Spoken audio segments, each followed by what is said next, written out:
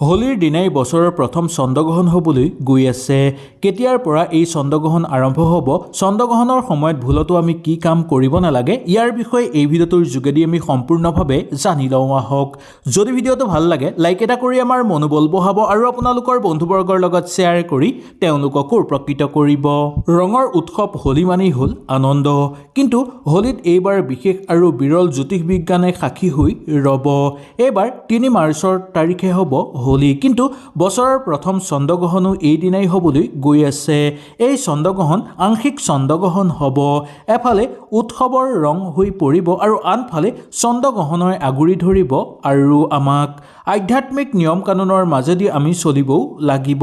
এই দুইটাৰ মাজত কেনেকৈ আমি ভাৰসাম্য ৰক্ষা কৰি চলিব পাৰিম তাৰ বিষয়েও আজিৰ ভিডিঅ'টোৰ যোগেদি আমি সুন্দৰভাৱে আলোচনা কৰিম।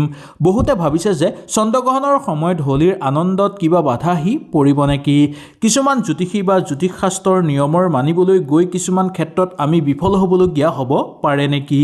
সেই গতিকে এইবাৰ আমি হোলীৰ ক্ষেত্ৰত কি কি সাৱধানতা অৱলম্বন কৰিব লাগিব আৰু আমি চন্দ্ৰগ্ৰহণৰ ক্ষেত্ৰত কি কি নিয়ম মানি চলিব লাগিব, এই সকলোবোৰ কথা আমি সুন্দৰভাৱে জানি লওঁ আহক।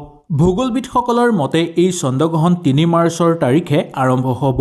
৩ মাৰ্চৰ সন্ধ্যা ৫:৫৯ পৰা এই চন্দ্ৰগ্ৰহণ আৰম্ভ হ'ব আৰু সন্ধ্যা ৬:৪৭ এই চন্দ্ৰগ্ৰহণ সমাপ্ত ঘটিব। এই চন্দ্ৰগ্ৰহণৰ মূল সময় হ'ব ৪৮ মিনিট, কিন্তু ইয়াৰ প্ৰভাৱ আৰু সূতকৰ সৈতে নিয়মসমূহ আমি সম্পূৰ্ণৰূপে মানি চলিব লাগিব।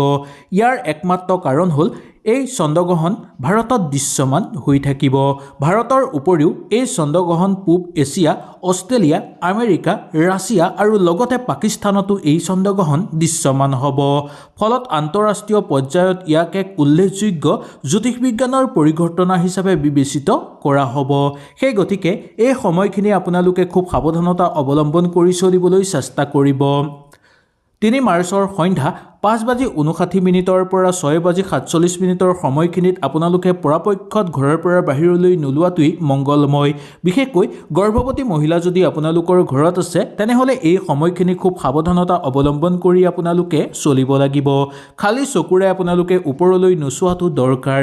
এই সময়খিনিৰ আগতেই আপোনালোকে ঘৰৰ দুৱাৰ খিৰিকী বন্ধ কৰি ৰাখিব। এই চন্দ্ৰগ্ৰহণৰ প্ৰভাৱ যাতে আপোনালোকৰ ঘৰৰ ভিতৰত আহি প্ৰৱেশ কৰিব নোৱাৰে বা চন্দ্ৰগ্ৰহণৰ ৰশ্মি যাতে আপোনালোকৰ ঘৰৰ ভিতৰত আহি প্ৰৱেশ কৰিব নোৱাৰে তাৰ প্ৰতি লক্ষ্য ৰাখি ঘৰৰ দৰ্জা খিৰিকী বন্ধ কৰি ৰাখিব আৰু আপোনালোকৰ ঘৰৰ পৰ্দা মেলি ৰাখিব। এনে কৰিলেহে চন্দ্ৰগ্ৰহণৰ প্ৰভাৱ আপোনালোকৰ ওপৰত নপৰিব। শাস্ত্ৰৰ অনুসৰি চন্দ্ৰগ্ৰহণৰ প্ৰায় ৯ ঘণ্টাৰ আগৰ পৰাই সূতক সময় আৰম্ভ হয়। যিহেতু সন্ধ্যাৰ সময়ত এইবাৰ গ্ৰহণ লাগিব, সেই গতিকে ৰাতিপুৱা ৯ বজাৰ পৰাই আৰম্ভ হ'ব সূতক। ইয়াৰ ফলত অধিকাংশ মন্দিৰ ৰাতিপুৱা ৯ বজাৰ আগতেই বন্ধ কৰি দিব পাৰে বুলি গম পোৱা যায় বা আগতেই বন্ধ কৰি দিব পাৰে। সূতক কালৰ সময়ত মূৰ্তি স্পৰ্শ নকৰিব, পূজা পাতল নকৰিব বা খোৱা বোৱা কৰাটো নিষিদ্ধ বুলি গণ্য কৰা হৈছে। চন্দ্ৰগ্ৰহণ শেষ হোৱাৰ পিছত মন্দিৰসমূহ শুদ্ধ কৰি পবিত্ৰ কৰি তাৰ পিছত সন্ধ্যা আৰতি কৰাৰ পিছত মুকলি কৰি দিয়া হ'ব দৰ্শকবৃন্দলৈ মন্দিৰসমূহ। অৱশ্যে বহুতে এই সময়ত প্ৰশ্ন উত্থাপন কৰিব যে উৎসৱৰ দিনা এনে নিয়ম কেনেকৈ পালন কৰিব পৰা যাব। পৰম্পৰা আৰু আনন্দৰ মাজত ভাৰসাম্য ৰক্ষা কৰাটো এইবাৰ এক ডাঙৰ প্ৰত্যাহ্বান হ'ব পাৰে। সেই গতিকে কিছুমান ক্ষেত্ৰত এই নিয়মবোৰ সম্পূৰ্ণৰূপে পালন কৰিব যদিও কিছুমান ক্ষেত্ৰত অলপ এৰাধৰাৰ মাজেদিও চলা দেখিবলৈ পোৱা যাব। সেই গতিকে এই সময়ত খুব সাৱধানতা আপোনালোকে অৱলম্বন কৰি চলিব লাগিব। এই সময়ত খোৱা বোৱা আপোনালোকে নকৰিব, মূৰ্তি স্পৰ্শ নকৰিব আৰু পূজা পাতল আপোনালোকে কেতিয়াও ঘৰত নকৰিব বা মন্দিৰত নকৰিব। জ্যোতিষ পণ্ডিতসকলৰ মতে চন্দ্ৰগ্ৰহণৰ সময়ত কিছু ৰাশিৰ ওপৰত তুলনামূলকভাৱে বিৰূপ প্ৰভাৱ পৰিব পাৰে। বিশেষকৈ মেঘ ৰাশি, কৰ্কট ৰাশি, তুলা ৰাশি আৰু মকৰ ৰাশিৰ জাতক জাতিকাসকলৰ ওপৰত অলপ প্ৰত্যাহ্বান হৈ পৰিব পাৰে। তেওঁলোকৰ মানসিক চাপ বৃদ্ধি পাব পাৰে বা অস্থিৰতা বৃদ্ধি পোৱাৰ সম্ভাৱনা থাকি যাব পাৰে। সেই গতিকে চন্দ্ৰগ্ৰহণৰ সময়ত মহামৃত্যুঞ্জয় মন্ত্ৰ জপ কৰাটো উচিত বা মনৰ ভিতৰতে স্মৰণ কৰাটো উচিত। ইয়াৰ ফলত মানসিক শক্তি বৃদ্ধি পাবলৈ ধৰিব আৰু আৰু ইতিবাচক শক্তি বৃদ্ধি পাবলৈ ধৰিব পাৰে বুলি বিশ্বাস কৰা হয়। লগতে গৰ্ভৱতী মহিলাসকলে এই চন্দ্ৰগ্ৰহণৰ সময়ত ঘৰৰ ভিতৰতে থাকি বাহিৰলৈ ওলাই যোৱাৰ পৰিৱৰ্তে ঈশ্বৰৰ চিন্তা কৰিলে বা ঈশ্বৰৰ চিন্তাত মনোনিৱেশ কৰাটো অত্যন্ত জৰুৰী বা দৰকাৰ বুলি ক'ব পৰা যায়। এনে কৰিলে তেওঁৰ লগতে গৰ্ভত থকা সন্তানৰ ওপৰতো ইয়াৰ শুভ প্ৰভাৱ পৰিবলৈ ধৰিব।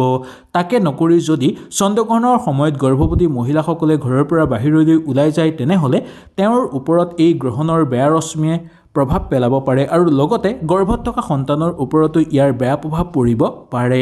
সেই গতিকে খুব সাৱধানতা আপোনালোকে অৱলম্বন কৰি চলিবলৈ চেষ্টা কৰিব। মূলতঃ এটা কথা আপোনালোকে মনত ৰখা উচিত যে এই সময়ত আপোনালোকে ধৰ্মীয় আৰু আধ্যাত্মিক বিশ্বাসৰ অংশ বুলি মানি ল'ব পাৰে। বৈজ্ঞানিকসকলৰ মতে চন্দ্ৰগ্ৰহণ এক স্বাভাৱিক জ্যোতিষবিজ্ঞানৰ পৰিঘটনা বুলি বিশ্লেষণ কৰা হয়। ইয়াৰ ফলত আপোনালোকৰ জীৱনৰ ওপৰত প্ৰত্যাহ্বানভাৱে একো প্ৰভাৱ নপৰে। গতিকে আপোনালোকৰ ওপৰত এইটো সম্পূৰ্ণ কথা। গতিকে বিশ্বাস আৰু ব্যক্তিগত নিজৰ মতৰ ওপৰত ভিত্তি কৰি সিদ্ধান্ত লোৱাটো আপোনালোকৰ কাৰণে অত্যন্ত উত্তম। কিন্তু পণ্ডিতসকলৰ মতে কয় যে চন্দ্ৰগ্ৰহণৰ সময়ত কিছুমান ৰাশিৰ ওপৰত তুলনামূলকভাৱে বিৰূপ প্ৰভাৱ পৰিব পাৰে বা অলপ বেয়া প্ৰভাৱ পৰিব পাৰে। বিশেষকৈ মকৰ ৰাশি, তুলা ৰাশি, কৰ্কট ৰাশি আৰু মেঘ ৰাশি জাতক জাতিকাসকলৰ ওপৰত ইয়াৰ প্ৰভাৱ বেছিকৈ পৰা দেখিবলৈ পোৱা যাব। তেওঁলোকৰ ওপৰত অস্থিৰতা বৃদ্ধি পাবলৈ ধৰিব পাৰে আৰু ঘৰত অশান্তিৰ লগতে মানসিক চাপ বৃদ্ধি পাবলৈ ধৰিব পাৰে। চন্দ্ৰগ্ৰহণৰ সময়ত যদি আপোনালোকে ভগৱানক স্মৰণ কৰিব পাৰে তেনেহ'লে আপোনালোকৰ ওপৰৰ পৰা সকলো চাপ দূৰ হৈ পৰিব। ঘৰত শুভ শক্তি জাগ্ৰত হ'বলৈ ধৰিব আৰু আপোনালোকৰ ঘৰত ইতিবাচক প্ৰভাৱ পৰিবলৈ ধৰিব। গৰ্ভৱতী মহিলাসকলে এই চন্দ্ৰগ্ৰহণৰ সময়ত আপোনালোকে ঘৰৰ পৰা কেতিয়াও বাহিৰলৈ নোলাব। এই ৪৮ মিনিট বিশেষকৈ আপোনালোকে ঘৰৰ ভিতৰতে থাকি ঈশ্বৰক চিন্তা কৰি মনোনিৱেশ কৰাটো দৰকাৰ। এনে কৰিলে আপোনালোকৰ ওপৰত ভাল প্ৰভাৱ পৰিব কিন্তু বেয়া প্ৰভাৱে কেতিয়াও আপোনাক ক্ষতি কৰিব নোৱাৰিব। সেই গতিকে এই কথাটোৰ প্ৰতি বিশেষকৈ আপোনালোকে লক্ষ্য ৰখাটো ভাল। হোলীৰ দিনাই চন্দ্ৰগ্ৰহণ হোৱাৰ লগে লগে বিশেষজ্ঞসকলে ৰঙৰ উৎসৱত কিছু সচেতন পৰিৱৰ্তনৰ পৰামৰ্শ আগবঢ়াইছে। যদিও মানুহে ৰাতিপুৱাৰ সময়ত ফাকুৱাত অংশগ্ৰহণ কৰিব পাৰিব তথাপিও সূতক কাল আৰু গ্ৰহণৰ সময়ত কিছু আধ্যাত্মিকতাৰ ওপৰত অধিক গুৰুত্ব দিয়াটো উচিত। অপ্ৰয়োজনীয় বিতৰ্কৰ পৰা হাত সাৰি এই সময়ত শান্তিপূৰ্ণভাৱে উদযাপন কৰিবলৈ প্ৰশাসন আৰু বিভিন্ন মন্দিৰ সমিতিয়ে অনুৰোধ জনাইছে। তাৰ প্ৰতি আপোনালোকে লক্ষ্য ৰখাটো অত্যন্ত দৰকাৰ। এই কথাখিনিৰ প্ৰতি যদি আপোনালোকে লক্ষ্য নাৰাখে তেনেহ'লে আপোনালোকৰ নিজৰেই ক্ষতিসাধন হৈ পৰিব পাৰে। এই চন্দ্ৰগ্ৰহণৰ সময়সূচীৰ বিষয়ে আকৌ এবাৰ মই আপোনালোকক জনাই দিছোঁ। এই চন্দ্ৰগ্ৰহণ আৰম্ভ হ'ব মাৰ্চ মাহৰ ৩ তাৰিখে সন্ধ্যাৰ সময়ত। সন্ধ্যা ৫:৫৯ পৰা এই চন্দ্ৰগ্ৰহণ আৰম্ভ হ'ব আৰু ৬:৪৭ এই চন্দ্ৰগ্ৰহণ সমাপ্ত ঘটিব। এই চন্দ্ৰগ্ৰহণৰ মুঠ সময় হ'ব ৪৮ মিনিট। কিন্তু ইয়াৰ প্ৰভাৱ আপোনালোকৰ ওপৰত কিছু ক্ষেত্ৰত পৰিব পাৰে চন্দ্ৰগ্ৰহণৰ। কাৰণ এইবাৰ চন্দ্ৰগ্ৰহণৰ সূতককাল আমাৰ প্ৰযোজ্য হ'ব। কাৰণ এই চন্দ্ৰগ্ৰহণ ভাৰতত দৃশ্যমান হ'ব। এই চন্দ্ৰগ্ৰহণ ভাৰতত দৃশ্যমান হোৱাৰ উপৰিও পূব এছিয়া, অষ্ট্ৰেলিয়া, আমেৰিকা, ৰাছিয়াৰ লগতে পাকিস্তানতো এই চন্দ্ৰগ্ৰহণ দৃশ্যমান হ'ব। ফলত আন্তঃৰাষ্ট্ৰীয় পৰ্যায়ত ই এক উল্লেখযোগ্য জ্যোতিষবিজ্ঞানৰ পৰিঘটনা হিচাপে বিবেচিত কৰা হ'ব। হয়তো এই ভিডিঅ'টোৰ যোগেদি আপোনালোকে সুন্দৰভাৱে বুজি পালে। যদি কিবা অসুবিধা পালে নিশ্চয় মোক তলত কমেণ্ট কৰি জনাব। আৰু যদি ভিডিঅ'টো ভাল লাগিল লাইক এটা কৰি আমাৰ মনোবল বঢ়াব আৰু আপোনালোকৰ বন্ধুবৰ্গৰ লগত শ্বেয়াৰ কৰি তেওঁলোককো উপকৃত কৰিব। তেনেহ'লে আজিলৈ আপোনালোকৰ ওচৰৰ পৰা বিদায় লৈছোঁ। কালিলৈ পুনৰ আপোনালোকক লগ পোৱাৰ প্ৰতিশ্ৰুতিৰে আজিলৈ নমস্কাৰ।